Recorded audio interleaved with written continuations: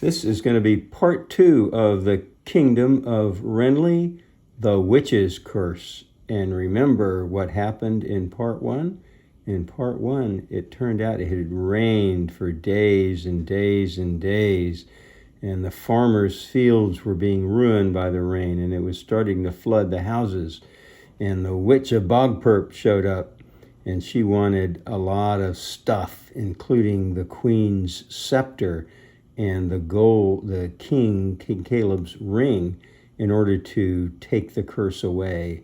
But our heroes, Prince Lucas and Clara, think that maybe it's not the witch of Bogperp who can solve the problem. Lucas thinks it is somebody else. Who is it? Who is it? Let me find the name. Do you guys remember the name of Grom? So Lucas thinks that Grom is the one who is causing this. So he and Claire are going to go to the place where the wizards hang out and try to find Grom. So, as you remember, they got on their horses. Lucas saddled his horse, Ivan, and Clara got on her horse, and Ruskin was along, and they're off to Grom. So here we go. Here we go. Chapter 6, Bogperp. Lucas, Clara, and Ruskin stopped at the palace stables and quietly saddled Clara's horse, whose name is, who remembers Clara's horse? That's right, it's Scallop, S-C-A-L-L-O-P. Hold it. Here's Grandmommy. What can I do for you, Grandmommy? You can't see her. She's off to the side here. It's okay. Where to go for the new grand? I can't. Go to history. Okay, go to history. Yeah, but that they are too old. And now go down. No, I cannot find them. What time was it? I'll be right back to reading this. I just need to help your grandmother find something on her computer. Back in 2020. Okay, that's okay. So they don't have it. Well, there are 2 pages here. So it says the last 50 transactions. I know, I range. looked at all of So it. let's make it 3 years. And then go to page 2. And page 2 will take us back to 2022. On page 2, here we go. And 2020. Okay, we're now back in 2020. Was this one of these? That's the last one. No. Is that the one you want to find? Okay. No, that's not the 3 one. years. Okay, so let's go 5 years. It may be a little bit farther back. Maybe 4 years. 5 years. I don't know if we've had this open for 5 years. Why? Okay, there's a page 3 when we go back 5 years. Okay, so there's the 2020. Okay. Thank you. Okay, sorry for the interruption. Let me just show you there. That was Grandmommy. Bye. She had her computer. I was helping her with something. Yay. Hi. Isn't Grandmommy cute in her sweater? Yeah, she's a cute Grandmommy. Okay, here we go. And now she left the door open. There's a little bit of noise outside, so don't worry. We'll pick up with this book in just a second. We're going to read this. Don't worry. Hang in there, girls. Hang in there. Close the door. And I'm coming back. Here we go.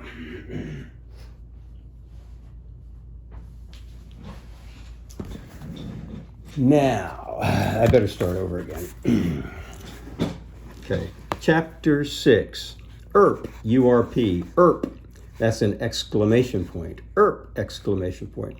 Lucas, Clara, and Ruskin stopped at the palace stables and quietly saddled Clara's horse, Scallop. Then they galloped towards Bogperp. They're galloping. Bogperp was a spongy bog made of water and many dead plants known as peat. That's P-E-A-T, peat. That's kind of like soil that's got a lot of carbon in it. Wrenly's farmers harvested the peat and a plant called peat moss.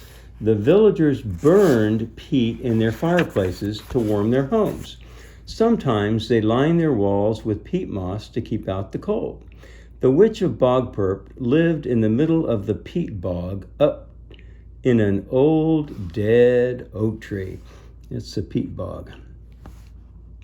Here's Ruskin looking down at the frogs and everything. Lucas and Clara grazed their horses on a patch of grass away from the bog. Dragonflies hummed in the air and frogs plopped into the water around them. Erp! Went the bog. Erp! The very bog itself seemed to be alive. Every few moments it belched. That's because there are gases in it. There are all kinds of organic things, dead plants and everything that are decomposing in the bog, and it's giving off gases. It belched and bubbles rose to the surface. That's how it had come to be known as bog burp. Bog burp. Ruskin rushed to the water's edge and sniffed at the bubbles. I bet it doesn't smell great. It's just like when you got organic things in your tummy and you got little bubbly stuff going on in there and you go burp. In the distance, Lucas and Clara saw a treehouse. There we go. There's a treehouse right up there. Treehouse. They saw a treehouse in the middle of the bog on a tuft of land. Charms and lanterns hung from the bare, twisted branches. Tucked in the branches, on top of a wooden platform, was a house with a thatched roof, along with two smaller huts. A boardwalk swirled around the trunk of the tree and led up to the house. "That's the witch's house," said Clara, who always knew where everything was in the kingdom of Wrenly. "How are we going to get across the water?" questioned Lucas. Clara shrugged as she studied the swamp. Erp! The bog burped again. Ruskin jumped into the bog and landed on a rock. He leaned over and chomped at the bubbles that had come up to the surface. The bog burped again. See, Ruskin, he's trying to bite the bubbles when they come up to the surface. Ruskin hopped to another rock and he tried to eat the bubbles. Each time the bog belched, Ruskin jumped to another rock. "That's how we will get across," Clara exclaimed. Lucas and Clara hopped from rock to rock, following Ruskin until they got to the little island with the oak tree. Then they stepped onto the witch's rickety dock. "I hope she doesn't put a curse on us," said Clara. "Remember when she cursed the wizard Olaf with clumsiness?" asked Lucas. Okay, so she cursed Olaf and made him become clumsy. So that's what she means, or Lucas means, when he says, "Remember she cursed the wizard Olaf with clumsiness." "Yes," said Clara, "and he tripped and dropped your mother's emerald pendant over the cliff." "Maybe this isn't such a good idea," Lucas said. Clara folded her arms. "That old witch wouldn't dare harm the Prince of Wrenly." Then she began to march up the curvy boardwalk in front of her. Lucas and Ruskin followed right behind. See, there's a better picture of the treehouse. See, there's a boardwalk they're walking up. See, there's Clara and Ruskin and Prince Lucas. They're walking around the wooden steps up to the treehouse. When they got to the top, they knocked on the door and waited. Footsteps clacked across the wooden floor. A small square in the middle of the door unlatched and creaked open. One glass eye and one real eye peered at the children. Looks pretty spooky to me. Chapter 7. Eggshells. Eggshells. The witch closed a tiny window and opened the door. "Oh my," she cried, "what brings you three to Bogburp in all this wet weather? Have you come to deliver my goods?" A black cat with green eyes and a crooked tail swirled in and out of the folds of the witch's gray dress. That's the cat, black cat. Every witch should have a black cat. "No," said Lucas, who found it hard not to stare at the witch's glass eye. "We've come to ask a few questions." "Well, come in," said the witch. "I haven't had any visitors in ages." Lucas, Clara, and Ruskin went into the treehouse and looked around. Candles flickered and cast shadows on the walls. The furniture had all been made from logs and branches. A fire burned in a small stone fireplace, and a kettle bubbled over the hearth. Dried flowers and charms hung from the beams, as well as a few cobwebs. A broom stood in the corner, along with the witch's walking stick, which had the raven right there perched on top. When the raven fluffed his wings, Clara jumped. "Don't worry about Odin," said the witch. "He's quite friendly." The raven flew from his perch and landed on the witch's shoulder. The stick wobbled back and forth and made a strange sound like a waterfall of seeds. Both Lucas and Clara glanced at it. The raven cocked an eye toward Ruskin. Ruskin flicked his tongue. Everything is very spooky. Lucas held up his hand to Ruskin. "No," he said firmly. Ruskin settled down. "Good boy. Can I get both of you a spot of tea?" asked the witch. "No, thank you," said Lucas. "We're here to learn more about the rain curse. We want to find out who's behind it." The witch's smile disappeared. Then she waggled a bony finger at the children. "You children must not get involved in matters of evil," said the witch. "It could put you in great danger." Ooh, there's the witch. She looks scary. She's telling them to mind their own business. "Then so be it," said Lucas, who wasn't about to let the witch scare him. The witch stroked Odin's feathers. That's Odin the raven. "You're a brave boy," she said. "Tell me, do you think you know who did it?" "Of course I do," said Lucas. "Grom is behind it." The witch's smile returned. "And what makes you think it's Grom?" she asked. Lucas folded his arms. It has something to do with Ruskin's eggshells," he said. "Grom took them after Ruskin hatched." The witch's eyes widened and her glass eye swirled aimlessly. Those are the eggshells, and that's Grom right there. It's an eggshell. Apparently there's a lot of magic in the shell of the egg that a dragon comes from. The witch's eyes widened and her glass eye swirled aimlessly. "I see you are very clever, Prince Lucas," she said. "The scarlet dragon eggshells could have something to do with the rain curse." "You see," said Lucas, looking at Clara, "it is Grom." I'm not sure I'd trust what this witch is saying, but we'll see. Clara nodded. "Then what do we do now?" she asked. "There's only one thing to do," the witch said.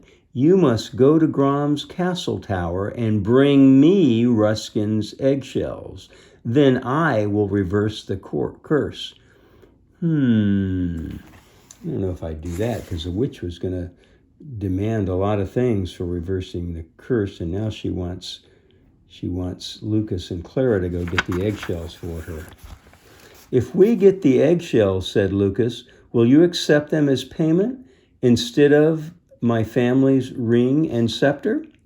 "Retrieve the eggshells first," demanded the witch. "Then perhaps I will lower my price." And she cackled with delight.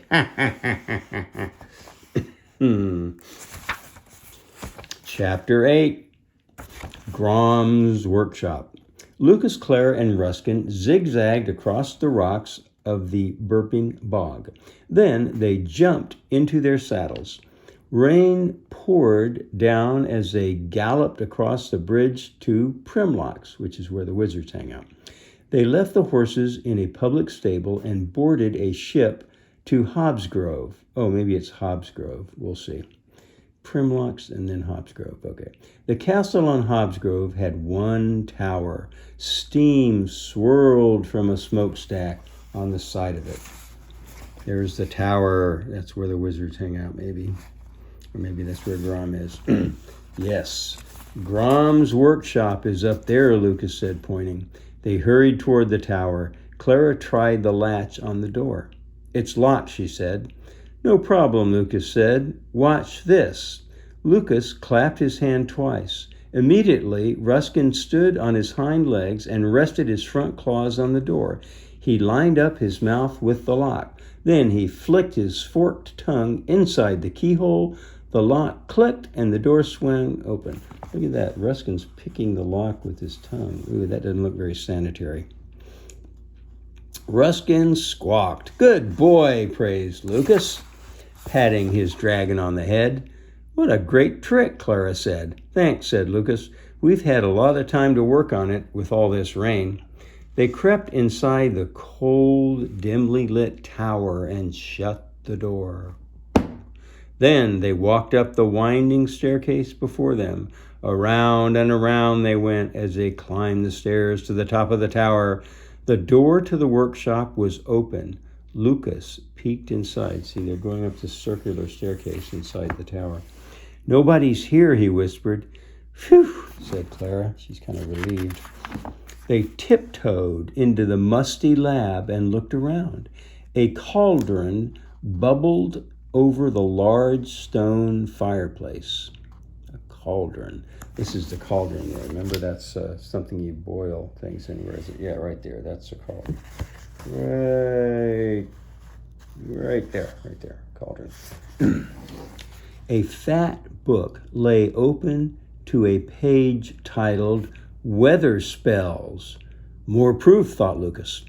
Vessels, potion bottles, and flasks lined shelves throughout the room. Torches flamed in their holders, and some natural light came through the windows on either side of the room. Ruskin began to sniff around. Lucas pulled open a drawer of a large chest. Clara took a look at the vessels on the table. She found herbs, fish bones, and ground seashells inside them. Then Ruskin squawked. "Shh! Hush! Shush! Lucas, someone might hear us." Ruskin sniffed a ceramic bowl on the table in front of him. "I bet he's found something." Eggshells. He squawked again. Lucas shut the drawer and hurried over. "What is it, boy?" Ruskin nudged the bowl with his nose. Lucas looked inside. "Clara," cried Lucas, "look what Ruskin found." Clara hurried across the room and looked in the bowl. "Ruskin's eggshells," she claimed. "Quick, put them in here," said Lucas, holding out an empty jar. Suddenly, a large shadow loomed over them. See that shadow? Oh my gosh, that's so scary. "Put down the magic eggshells," boomed a voice from the doorway. "Put down the magic eggshells." Grom. Chapter 9. Magic Powder. "What are you doing in my workshop?" shouted Grom as he slammed the door behind him. Lucas held on tightly to the jar. Ruskin whined and hid behind Lucas. Not very brave. The children backed away and bumped into a chest. Grom pointed a long, skinny finger at Lucas. "You are trespassing," he said. "I demand to know why you are here." Lucas took a deep breath and stood as tall as he could. That's right, you're going to stand up tall and be brave. Then he pointed a finger right back at Grom. "It's all your fault," he cried. "We know you cursed Wrenly with a never-ending rainstorm, and now we have proof." Grom's jaw dropped in disbelief. "You think I did what?" "Cursed the land," said Lucas. "Why on earth do you think I would do such a thing?" Grom asked. Lucas hadn't expected Grom to be surprised. He had expected him to be furious at being found out. Lucas began to list the reasons why he thought Grom was guilty. "Well, because you're grumpy all the time," Lucas said, "and you took the magic eggshells, and your spell book is open to a weather page. And not only that, the Witch of Bogburp thinks you did it too." Grom shook his head sadly. "I have been saving those dragon eggshells for a rainy day," he said as he looked out the window and watched the rain drip down the glass. Then he looked back at the children. "My brother, Andre, and I have served the king in good faith for many years," he said. "We have given him our very best." Grom slumped. Lucas suddenly began to feel sorry for blaming the curse on Grom. "What's wrong?" he asked. I'm sorry you think I would do such a terrible thing, Grom said, looking down at the floor. Before Lucas could say anything, Grom grabbed the dragon eggshells and crushed them into a fine powder. He scooped the powder into a small glass jar and handed it to Lucas. That's nice. So he crushed the eggshells into a powder, gave it to Lucas. Do you know what the eggshells of a scarlet dragon can do? Lucas and Clara shook their heads. They have the power to still a storm, said Grom. You know what that means, to talk about stilling a storm? That means to make it still or to make it go away. That means to make the storm calm down. Lucas looked at the powder. Now he didn't know who to believe. Then who cursed the kingdom, he asked. Grom ran his head over his beard. When you visited the witch of Bogbert, did you see anything unusual in her house? Not really, said Lucas. Well, there was something weird about her walking stick, said Clara. The raven was perched on it, and it made a funny sound when the raven flew away. What did it sound like? Grom asked. It sounded like a waterfall of seeds. A waterfall of seeds. There's a whole bunch of seeds going over the edge of something. Grom snapped his fingers. That's the sound of a rain stick, he said. A rain stick has the power to make it rain. And that means the witch lied to us, said Lucas. Perhaps it's time to teach that miserable witch a lesson, said Grom. So this is the rain stick. That's what makes it rain. Chapter 10. Okay, this is the last chapter. This is the big finish. And there's the witch, and there's King Caleb, and that's the rain stick and the raven. The next day, the king summoned the witch to the palace. What's all the fuss about, your majesty? Asked the witch. Allow me to examine your walking stick, the king said sternly. But, your majesty, I need the stick to stand up, the witch said. Grom, please give Tilda a helping hand, said King Caleb. Okay, so King Caleb is instructing Grom to help the witch stand up, and they're going to take her walking stick because they know it's really a rain stick. Grom held the witch by the arm and loosened her grasp on the walking stick. Odin flew from the stick and onto the witch's shoulder. Then Grom handed the walking stick to the king. The king turned the stick upside down. It made the sound of falling seeds. Grom tells me this is a rain stick, said the king. That's ridiculous, said the witch. It's nothing more than a cane to lean on and a perch for my raven. King Caleb snapped his fingers. Snap! Lucas walked to an open window and shook the scarlet dragon eggshell powder into the air. That should counteract the effect. So maybe it will stop raining. Now let's see what happens. So he sprinkles of the scarlet powder out the window. There he does it. See? The rain stopped and the clouds began to roll back. Rays of sunshine broke through the clouds and a rainbow arched over the kingdom. Then the king turned his attention back to the witch and narrowed his eyes. Why did you do such wickedness? He asked. This witch's shoulders slumped. I was going to make the rain stop eventually, she said, but I liked all the attention. Why did you do it in the first place? Asked the king.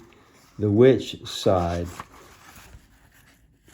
If I made it look like I stopped the rain, then you would have thought of me as a hero, she said, and then you would have welcomed me back inside the castle. What a crazy idea, said the king, and you would have gotten our riches in the process. The witch crumpled to her knees. I'm sorry, she said as tears welled in her eyes. I got a bit carried away. It's just that I get so lonely and bored in the bog. You will be punished, said the king. Yes, your majesty, the witch said, wiping a tear off her face. You must help the farmers save their crops, said the king. If you do well, I will see about a better job for you. The witch smiled slightly. At least now I'll have a reason to leave my treehouse. Then Lucas raised his hand. Yes, said the king. I'd like to apologize, he said. The king nodded. Lucas turned to Grom. I'm sorry I blamed you for something when I didn't have any proof. Good. He's taking responsibility for jumping to the conclusion and blaming an innocent person. Grom smiled. All is forgiven, Your Grace. Thank you, Grom, said Lucas. Then Ruskin squawked. And what did you learn, Ruskin? Asked the king. Ruskin scampered to a nearby door and flicked open the lock with his forked tongue. The door swung open. My goodness, said the king. Then everyone clapped and cheered. Ruskin's trick. He can open a door with his tongue. What a wonderful skill to have. And that's the end of what I thought was a very good book called The Kingdom of Wrenly and the Witch's Curse. And I'll keep looking to see if I can find another book. I'll check the library next week. Bye-bye, girls.